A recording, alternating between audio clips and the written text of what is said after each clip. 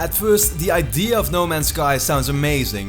Developer Hello Games, an indie studio of around 15 people, have come up with a way to procedurally generate 18 quintillion planets right in front of you, creating a universe of never before seen size with seemingly limitless possibilities and endless things to do. That last part is exactly what we've all been speculating about since its original announcement. What is actually possible in the game and what do you do? Now with the game finally out, those questions can finally be answered, but unfortunately the answers are nowhere near as mind-blowing as the universe itself.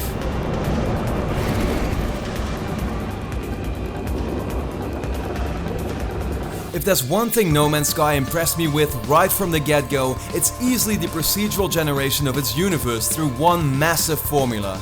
Using the technique, a game of only 5 GB in size is able to get you to a new, never before seen planet every single time you want. Players booting up the game for the very first time find themselves stranded on one of these random planets with the task of fixing their ship by gathering some resources, and this is where it all starts. Using your multi-tool, you are able to mine resources found all over the landscape that can either be sold, used to craft items, or to charge various meters again. As soon as you manage to repair your ship, you take off and are able to look at planets all around you. You pick the one that catches your eye and travel towards it all in real time, finding out it's completely different in the way it looks, with other plants and animals inhabiting the environment. The game is not very clear in giving you a real goal apart from reaching the center of the universe, but did do a good job of introducing me to all the different parts to make my way through.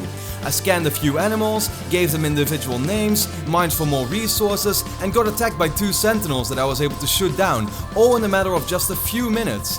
When I finally left for space again, I was attacked by other ships, but managed to shoot both of them down and got to my very first space station, where a strange alien creature had a conversation with me and I sold some more things I found along the way. On top of all that, I also enjoyed the music and sounds in the game quite a bit, definitely giving you a feeling of mystery. Now all of this to me felt just as good as it sounds to you, and I was honestly positively surprised with the amount of things I was already doing so early on in the game. But as soon as I was told to warp to a new solar system, that's where the real problem began, and No Man's Sky's infinite gameplay loop started.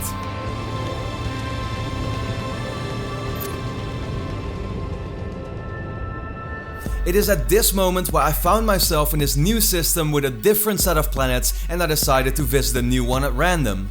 While I all of a sudden arrived in a completely new, more lush environment, the things I did were essentially the same. I mined some more resources, scanned a few animals, some milestones popped up for walking around a lot, I found a stone that taught me an alien word, and within 15 minutes I found myself back in my spaceship, taking off to the space station again.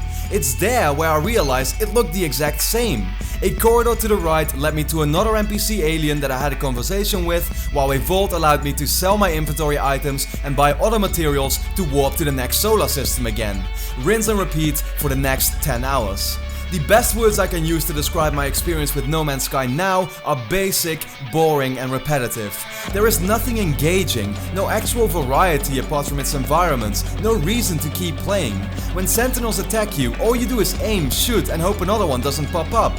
Every single space station has a different looking alien waiting for you in the exact same spot with the same type of conversation, while other traders don't even bother getting out of their ship but only show up as an avatar.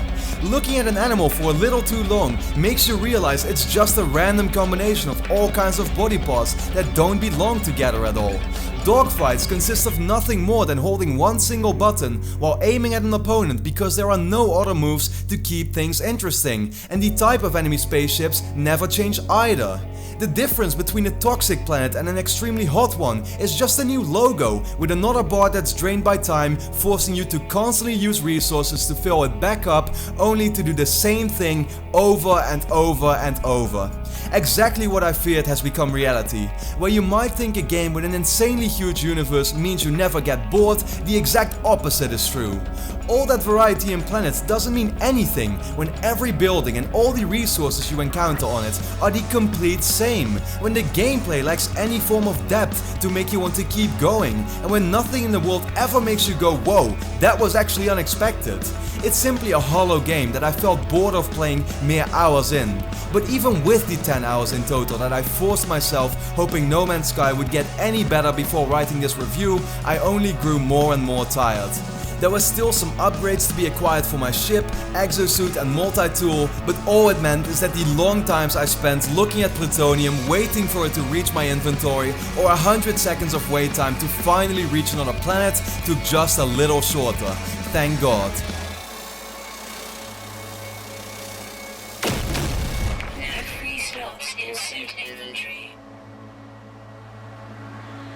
In the end, No Man's Sky feels like nothing more than a massive tech demo. A big shell with on the outside a beautiful presentation, an enormous universe with so much potential and a very fitting soundtrack, but on the inside it's begging for a bigger game studio to look at it and add addictive deep gameplay or a meaningful story that could make this a true gem. What's there now is simply put basic and repetitive. The best compliment I can make towards the gameplay itself is that at least it's not broken but works okay. And while the game will surely last longer for some people than for others, I can't imagine anyone not feeling bored after more than a week. As much as I respect all the effort the developers have put into the game, I ultimately can't help but say it's ridiculous how the decision was made to sell this game at $60. It's clear the game was never intended to be sold at that price point, but after all the massive amounts of hype and expectations created by its fanbase, granted at their own fault, that situation was just taken advantage of, and that I find simply unacceptable. No Man's Sky gets a 4 out of 10. Thanks a lot for watching.